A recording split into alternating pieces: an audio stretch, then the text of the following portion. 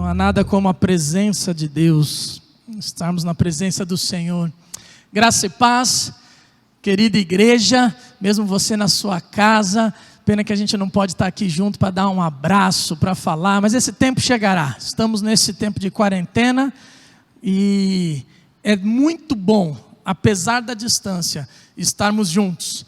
Não sei como é que você está aí. Tem gente que já não aguenta mais, tem gente que ainda precisa de mais um tempo, tem gente que ainda está resolvendo algumas coisas. Eu não sei como você se encontra.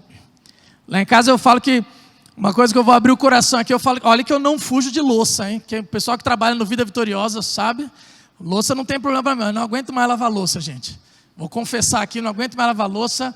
E é interessante que louça é um negócio que a gente está ali, você passa em casa, ajuda, contribui, mas agora acho que na quarentena, está todo mundo em casa, eu descobri que a pia acho que brota a louça, né? O negócio brota, você está ali, eu já terminei a louça, está bonitinha, quando eu olho, passei de novo, surgiu um negócio, surge outro.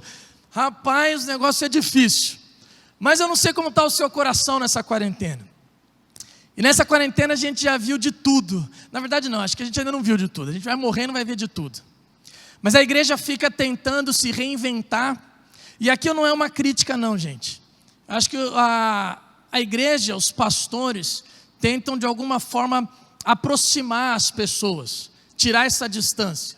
E aí a gente começou então vendo culto online, aí depois você vê o atendimento online, atendimento na praça, culto à distância, aí agora tem o culto drive-in, cada um no seu carro, aí daqui a pouco tem reunião, a gente fica, e eu não estou de novo, não é uma crítica, tá? Quem conhece os corações, a intenção do coração é o Senhor Jesus, mas eu estou dizendo isso porque a pergunta que me veio à mente é, qual é o papel da igreja no meio dessa crise? Nós estamos falando de forma, e claro que a forma serve para aproximar as pessoas de alguma maneira, tentar enxergar que nós estamos juntos apesar da distância. Portanto, não é uma crítica, é mais uma reflexão, mas a pergunta que me vem à mente é, qual é o papel da igreja? Qual a atitude da igreja no meio dessa pandemia, no meio dessa crise? E pensando nisso, eu queria olhar para o texto de João, um texto conhecido, João capítulo 4, Evangelho de João capítulo 4, onde fala daquele encontro de Jesus com a mulher samaritana. Você sabe que o Evangelho de João é um evangelho diferente do Mateus, Marcos e Lucas, né, conhecidos como evangelhos sinóticos. O Evangelho de João tem mais de 80%, quase 90% de conteúdo novo, conteúdo diferente. E eu acho muito interessante o Evangelho de João, porque ele, ao mesmo tempo que ele é muito simples, muito prático, ele é muito profundo. Quando você lê os evangelhos sinóticos, parece que a impressão que dá é que eles vão construindo um pensamento para mostrar que Jesus é o Messias, que Jesus é Deus. Então Mateus desenvolve lá a genealogia no começo, até chegar ao trono de Davi, para mostrar que ele era sucessor, que ele era da linhagem, para mostrar que ele é direito ao trono. Você pega o evangelho de Lucas, médico, ele vai falar sobre até Adão, a geração de Adão, para mostrar que ele era o Barenacha, o filho do homem. Então eles vão trazendo as suas argumentações para depois mostrar que aquele Jesus era Deus. Quando você pega o livro de João, não, no primeiro capítulo, ali, desde os primeiros versículos, já fala que ele era Deus, ele estava com Deus desde o princípio, ele era o verbo. O verbo se fez carne, veio para que eram os seus, mas os seus não o receberam. Mas a todos quantos o receberam, deles o poder de serem feitos filhos de Deus. Ele já dá no primeiro capítulo, esse Jesus é Deus a quem vamos falar. E ele vai trazendo então os 7 eu sou de Jesus, mostrando de uma maneira muito simples, mas ao mesmo tempo muito profunda e teológica, que Jesus, ele era o Messias. Eu sou o pão da vida, eu sou a luz do mundo, eu sou a ressurreição e a vida, eu sou a porta, eu sou o pastor das ovelhas. 7 eu sou. Ao mesmo tempo ele fala sobre 7 milagres. Desses 7 milagres, somente 2, se eu não me engano, estão nos outros, 5 são novos. Ele vai trazendo esses 7 sinais e tudo isso, no Evangelho de João, o objetivo principal do Evangelho de João, a gente encontra no capítulo 20, lá no versículo 31, quando ele fala sobre os sinais milagrosos, ele diz, estes sinais foram escritos para que vocês creiam que Jesus é o Cristo, o Filho de Deus, e para que crendo tenham vida em seu nome. João deixou tudo isso escrito, para que as pessoas pudessem crer que Jesus é o Filho de Deus. E quando eu comecei a pensar nessa pandemia, nessa crise mundial, qual é o papel da igreja, eu acho que a gente tem uma oportunidade de mostrar para as pessoas que Jesus é o Filho de Deus. É isso que acontece nessa história. Jesus encontra uma mulher num tipo de atitude, conversa com ela e termina essa história, essa mulher desenvolvendo o que eu quero conversar com vocês sobre o papel da igreja. Vamos acompanhar a leitura? Evangelho de João, capítulo 4. Eu vou ler a partir do versículo 3. Como a gente está na internet, e eu sei que a internet depois fica gravada, e tem muita gente que pode assistir, eu faço questão de fazer a leitura toda, você pode acompanhar aí, para a gente ver o que a Bíblia diz sobre essa história, e depois extrair algumas lições dessa história. Evangelho de João, capítulo 4, a partir do versículo 3, diz assim: Quando o Senhor ficou sabendo disso, saiu da Judeia e voltou mais uma vez para a Galileia. Era-lhe necessário passar por Samaria. Assim chegou a uma cidade de Samaria chamada Sicar, perto das terras que Jacó dera ao seu filho José. Havia ali o poço de Jacó. Jesus, cansado da viagem, sentou-se à beira do poço. Isso se deu por volta do meio-dia. Nisso veio uma mulher samaritana tirar água. Disse-lhe Jesus: dê-me um pouco de água. Os seus discípulos tinham ido à cidade comprar comida. A mulher samaritana lhe perguntou: como o Senhor, sendo judeu, pede a mim, uma samaritana, água para beber? Pois os judeus não se dão bem com os samaritanos. Jesus lhe respondeu: se você conhecesse o dom de Deus e quem lhe está pedindo água, você lhe teria pedido e ele lhe teria dado água viva. Disse a mulher: o Senhor não tem com o que tirar água, e o poço é fundo. Onde pode conseguir essa água viva? Acaso o Senhor é maior do que o nosso pai Jacó, que nos deu o poço do qual ele mesmo bebeu, bem como os seus filhos e o seu gado? Jesus respondeu: quem beber dessa água terá sede outra vez, mas quem beber da água que eu lhe der, nunca mais terá sede. Ao contrário, a água que eu lhe der se tornará nele uma fonte de água a jorrar para a vida eterna. A mulher lhe disse: Senhor, dê-me dessa água, para que eu não tenha mais sede, nem precise voltar aqui para tirar água. E ele lhe disse: vá, chama o seu marido e volte. Não tenho marido, respondeu ela. Disse-lhe Jesus: você falou corretamente, dizendo que não tem marido. O fato é que você já teve 5, e o homem com quem agora vive não é seu marido. O que você acabou de dizer é verdade. Disse a mulher: Senhor, veja o que é profeta. Nossos antepassados adoraram neste monte, mas vocês, judeus, dizem que em Jerusalém é o lugar que deve adorar. Jesus declarou: creia em mim, mulher. Está próxima a hora em que vocês não adorarão o Pai, nem neste monte, nem em Jerusalém. Vocês, samaritanos, adoram o que não conhecem. Nós adoramos o que conhecemos, pois a salvação vem dos judeus. No entanto, está chegando a hora, e de fato já chegou, em que os verdadeiros adoradores adorarão o Pai em espírito e em verdade. São estes os adoradores que o Pai procura. Deus é espírito, e é necessário que os seus adoradores o adorem em espírito e em verdade. Disse a mulher: eu sei que o Messias, chamado Cristo, está para vir. Quando ele vier, explicará tudo isso para nós. Então Jesus declarou: eu sou o Messias, eu que estou falando com você. Naquele momento os seus discípulos voltaram e ficaram surpresos ao encontrá-lo conversando com uma mulher. Mas ninguém perguntou: o que queres saber? Ou por que está conversando com ela?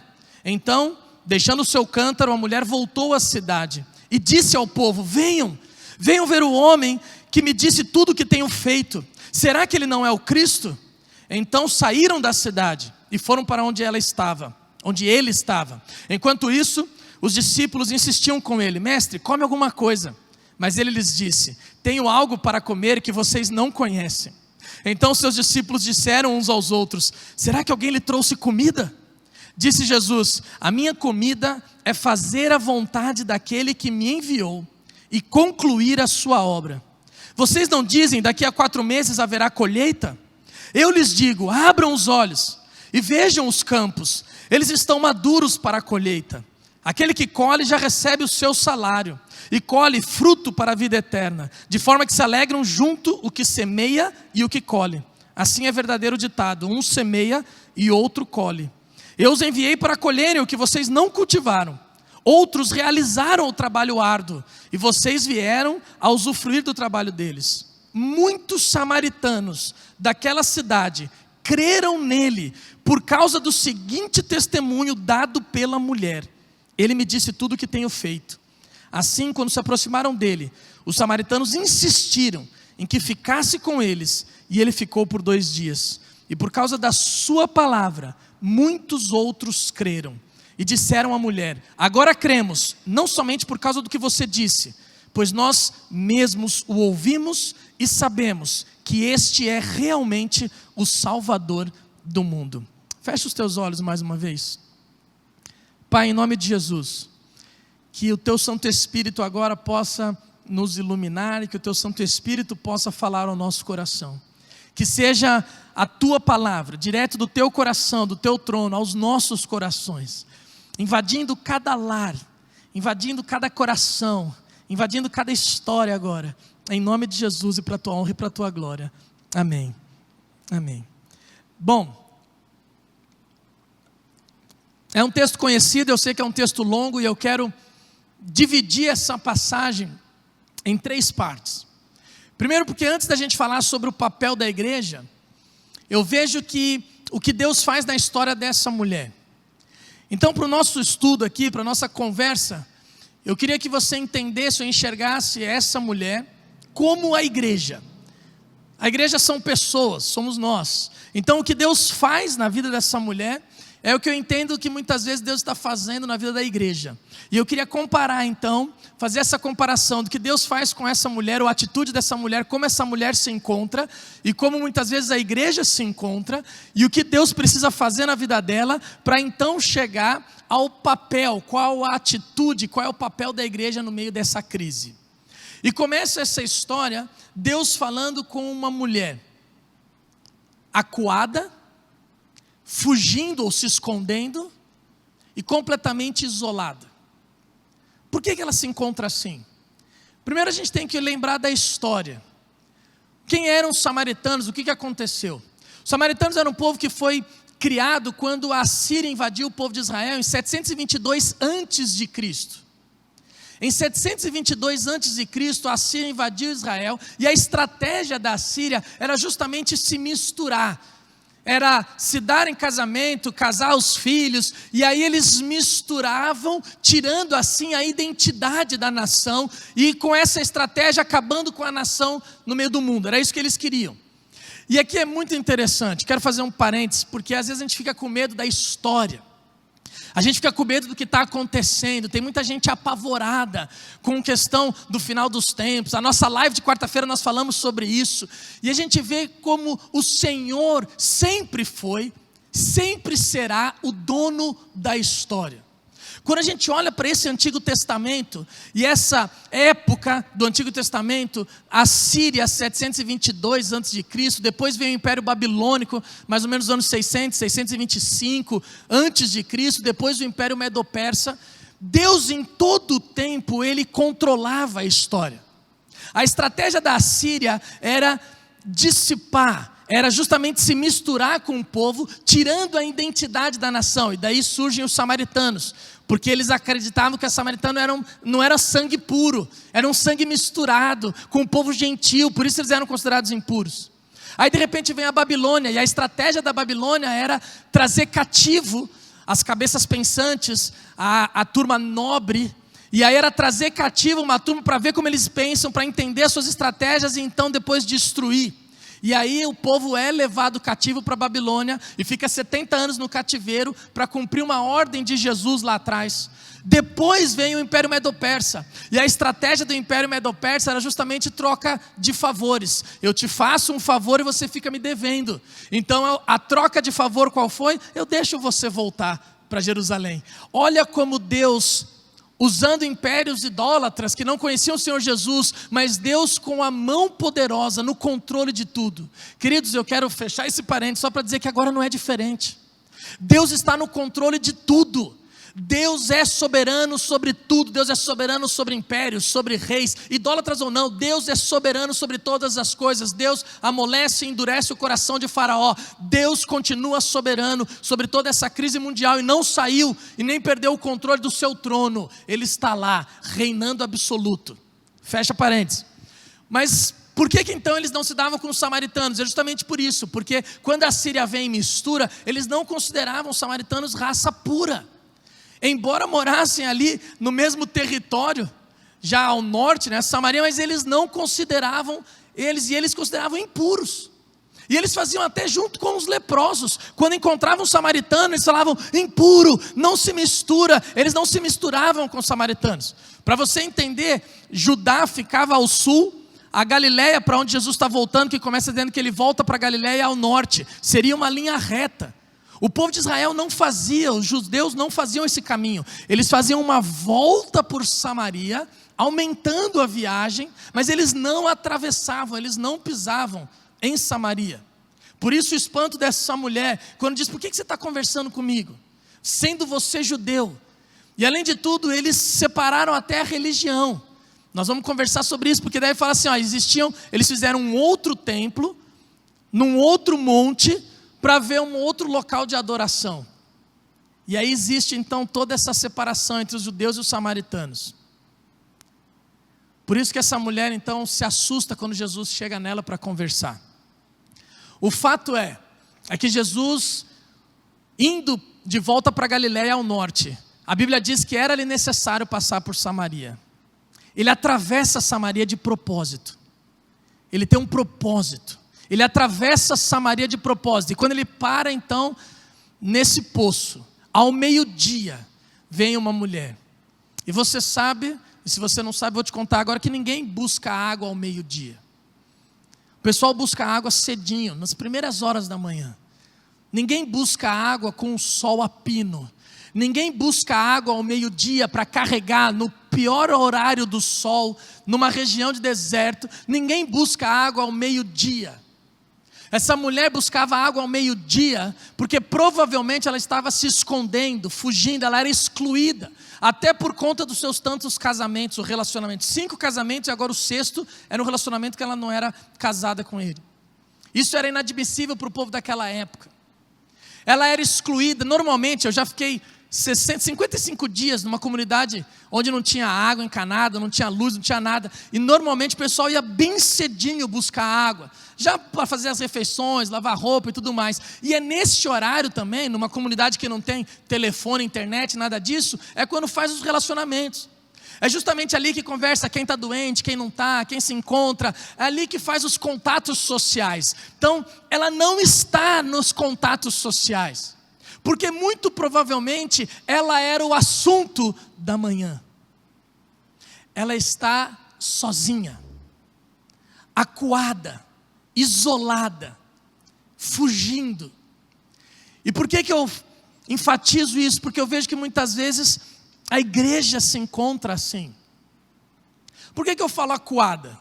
Porque se você olhar a conversa dela com Jesus, o começo, ela está meio acuada, até meio irônica ou agressiva nas suas respostas.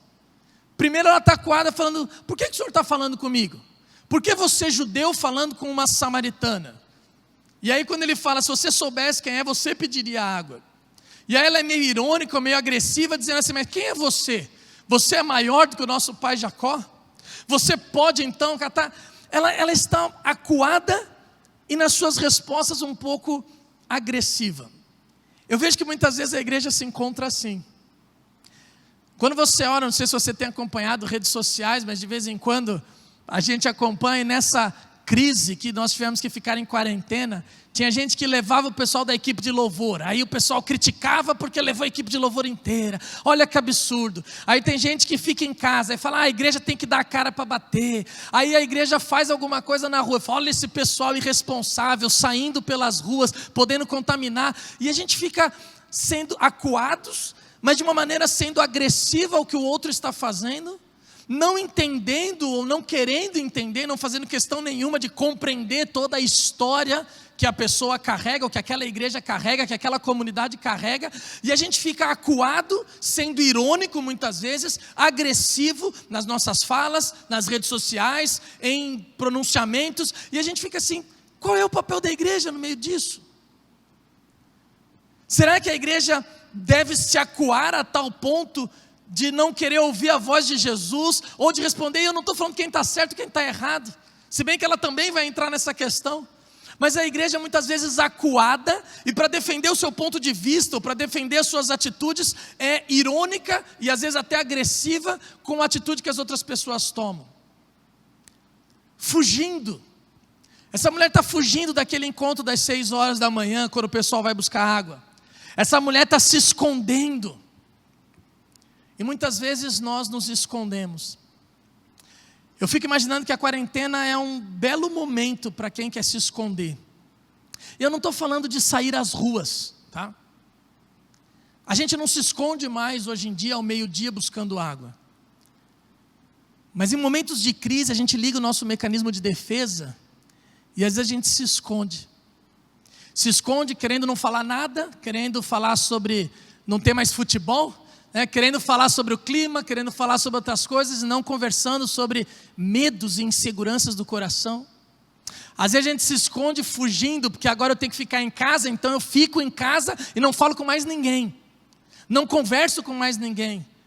E a gente sabe, hoje tem a tecnologia, tem as redes sociais, você pode se mandar um WhatsApp, você pode ligar, gente, ligar não passa vírus. Celular, conversar no WhatsApp não passa vídeo, fazer um vídeo, perguntar para a pessoa como é que está, como é que não está, se abrir, falar um pouco. Tem gente que está aproveitando esse momento para fugir sim, para se esconder. A gente não se esconde mais ao meio-dia, mas às vezes a gente se esconde de muita coisa. Isolada, completamente isolada essa mulher se encontrava. E muitas vezes, quando a gente olha para a igreja também, a gente percebeu nessa quarentena que muitas igrejas, e aqui eu não quero uma crítica, uma reflexão geral, talvez a gente estivesse isolado, sem contato com a sociedade, fechado nas nossas programações, no nosso dia a dia, no nosso cotidiano, e de repente quando atira as programações, pastores desesperados, pastores querendo reabrir a igreja a todo custo. E você já ouviu o que o pastor Jean falou no início desse culto, qual é a nossa posição sobre isso. Mas pastores desesperados, porque quando entrou em quarentena, perceberam que estavam isolados da sociedade. Estavam fechados no seu mundinho. Eu vejo a atitude dessa mulher muito parecida com algumas atitudes da igreja de forma geral. Mas o que acontece para ele mudar? Ou ela mudar? Ela tem um encontro com Jesus. E nesse encontro com Jesus, Jesus traz 3 palavras para ela. Uma palavra de confrontação, uma palavra de esperança, e não para ela aqui já com os discípulos, mas Jesus traz nesse texto uma palavra de missão, de vocação. Palavra de confrontação, não para expô-la, não para colocar ela como vergonha, não é que está só os dois ali, mas ele traz uma palavra de confrontação, porque Jesus quer ter uma conversa mais profunda com ela. Jesus não quer uma conversa superficial.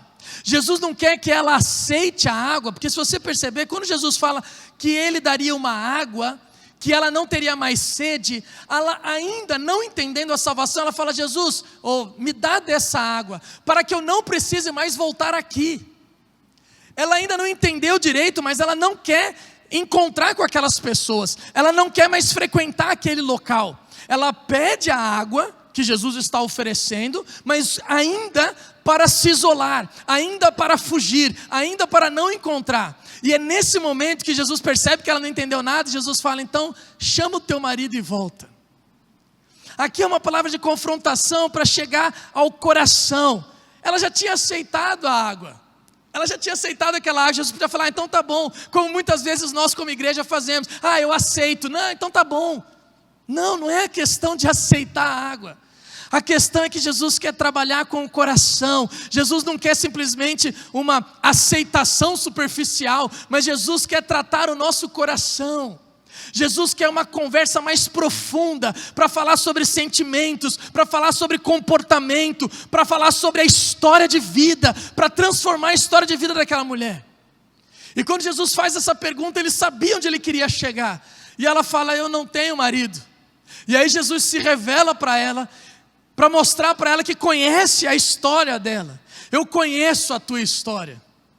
E eu sei que você está aceitando água só porque você quer fugir dessa turma. Eu sei que você está frequentando a igreja só porque você quer dar uma resposta para o seu cônjuge, para o seu filho, para a sua mãe. Eu sei que você vem todo dia ou todas as semanas, quando vinha, agora na quarentena, mas você frequenta, você participa porque é um grupo social. Mas Jesus não quer simplesmente uma aceitação da água da vida. Jesus quer tratar o coração. E eu vejo que essa quarentena é esse momento onde Jesus quer tratar da sua igreja. Jesus quer aprofundar uma conversa. Jesus não quer um papo superficial, mas Jesus quer tratar do nosso coração. Jesus quer conversar de coisas que estão lá dentro. Por isso essa palavra confrontadora, não para nos expor, mas para nos curar. Porque só vai produzir cura quem é curado. Essa mulher precisava de cura, para depois multiplicar a sua cura. Essa mulher precisava ser transformada no seu coração, para depois anunciar o Evangelho. Mas Jesus traz uma palavra de esperança também. Se você lembrar do texto todo que nós lemos, essa mulher vem com uma discussão: quem está certo? Os samaritanos ou os judeus? Aonde que a gente deve adorar? É aqui ou lá? Quem que vai ganhar essa disputa? E Jesus responde de uma maneira muito simples: não é nem aqui, nem lá, mas é em espírito e em verdade.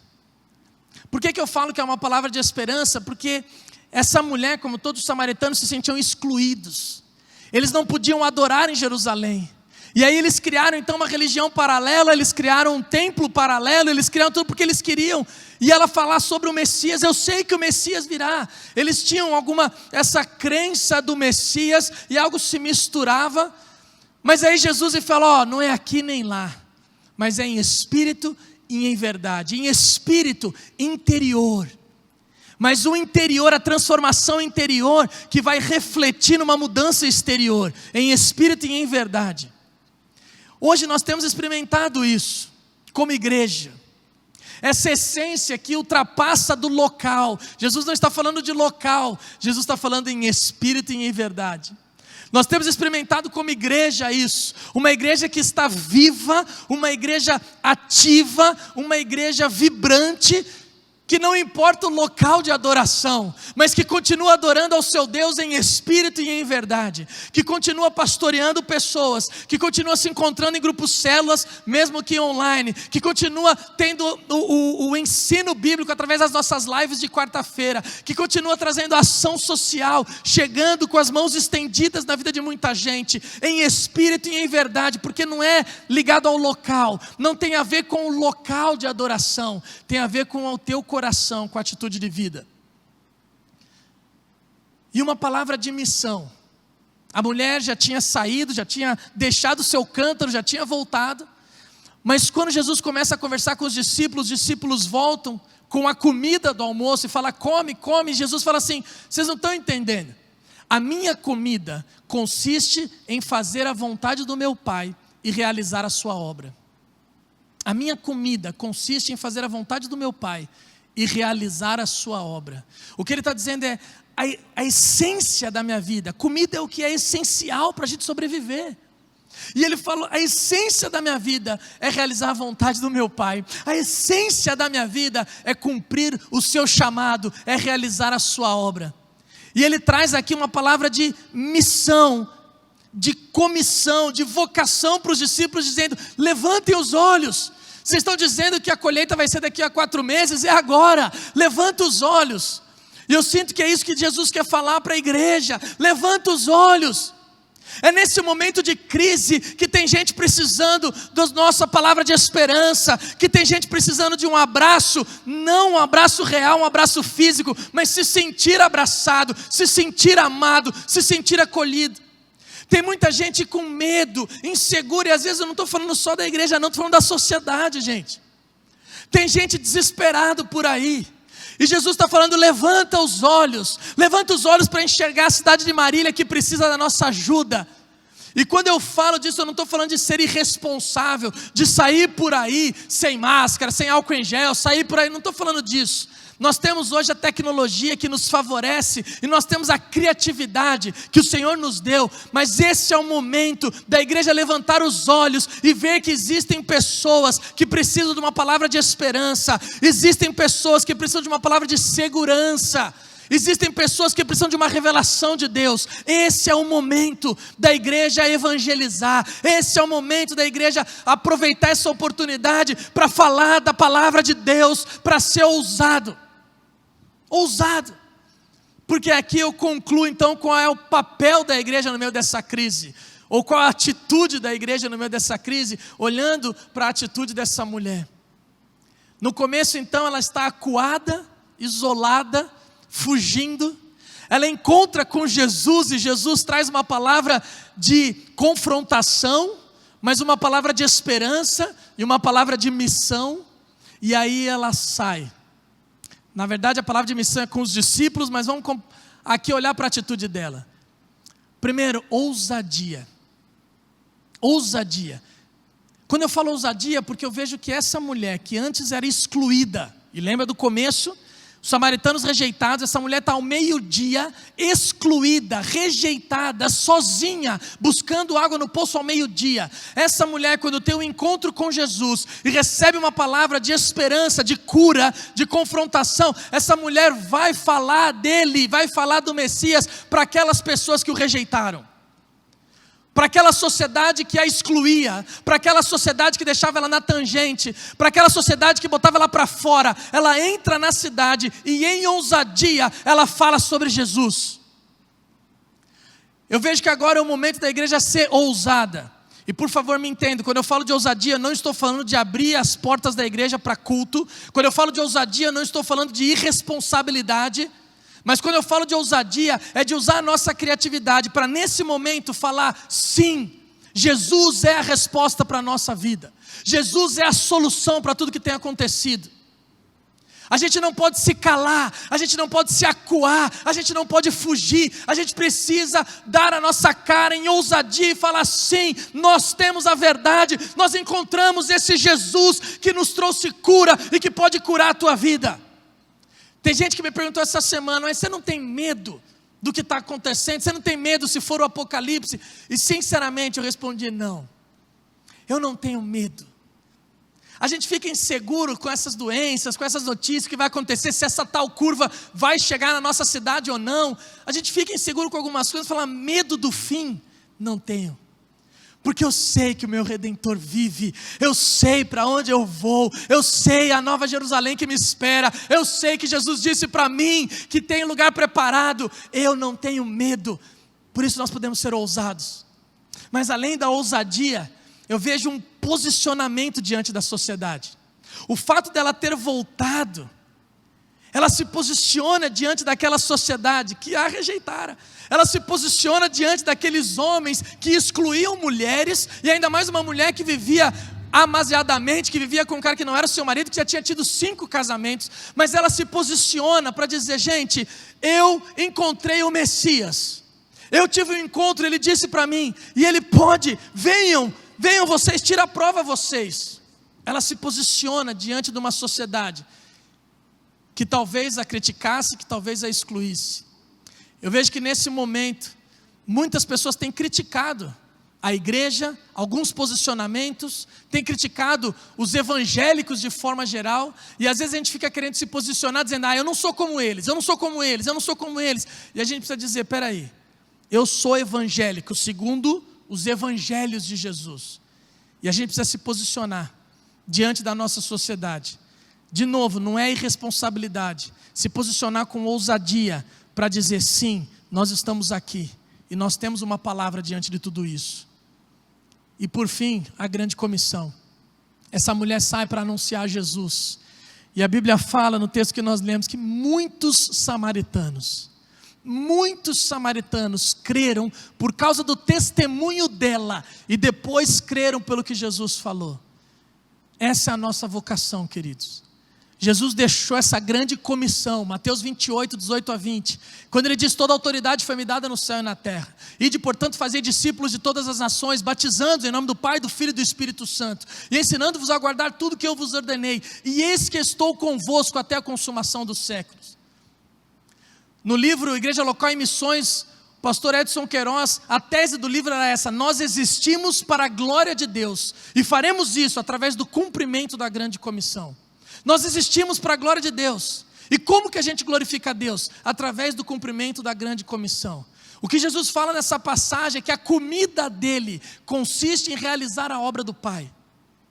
A nossa essência é testemunhar o Evangelho de Jesus Cristo. A nossa essência, o nosso mandamento aqui, a grande comissão, é trazer as boas novas às pessoas. E nós podemos enxergar essa crise mundial como algo que nos paralisa, como algo que nos deixa com medo, ou nós podemos enxergar essa crise mundial como uma oportunidade para anunciar as boas novas.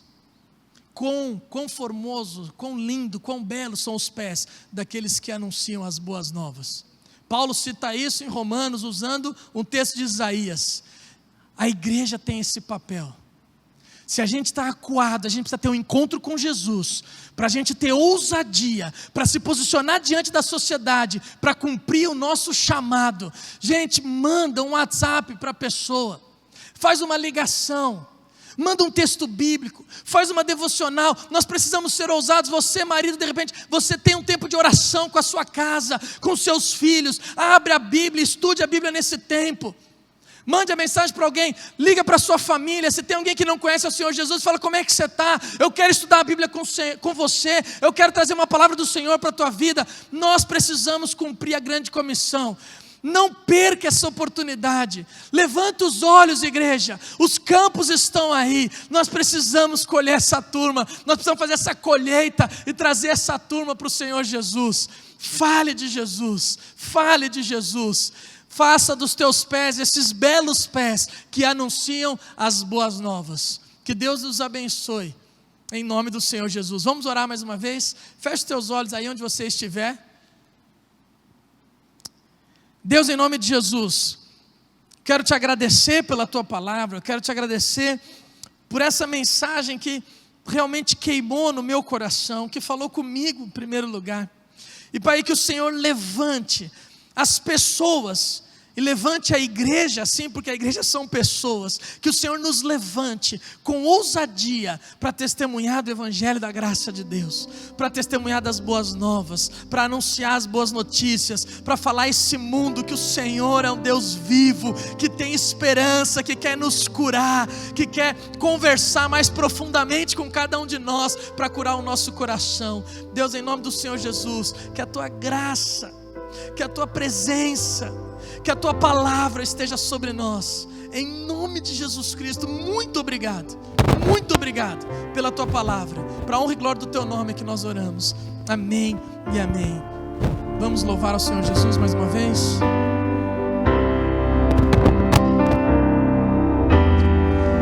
As minhas mãos eu quero levantar e em louvor te adorar. Meu coração eu quero derramar diante do teu altar. As minhas mãos eu quero levantar e em louvor te adorar. Adore ao Senhor, erga as tuas mãos em louvor. Meu coração eu quero derramar diante do teu altar. As minhas mãos eu quero levantar e em louvor te adorar. Meu coração eu quero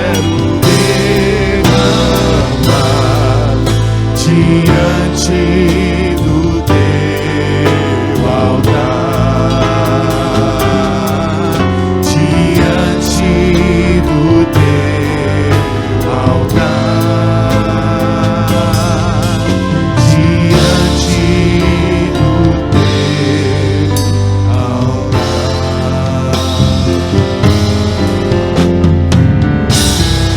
Que Deus abençoe a sua vida, que Deus abençoe a sua casa.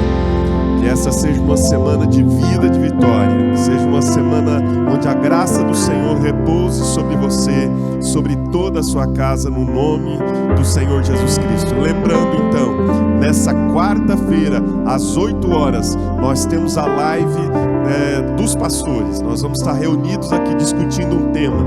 Vai ser um tema muito oportuno. Fique atento aí que nós vamos divulgá-lo durante essa semana. E na quinta-feira, às 3 horas da tarde, uma live especial da Tarde da Esperança.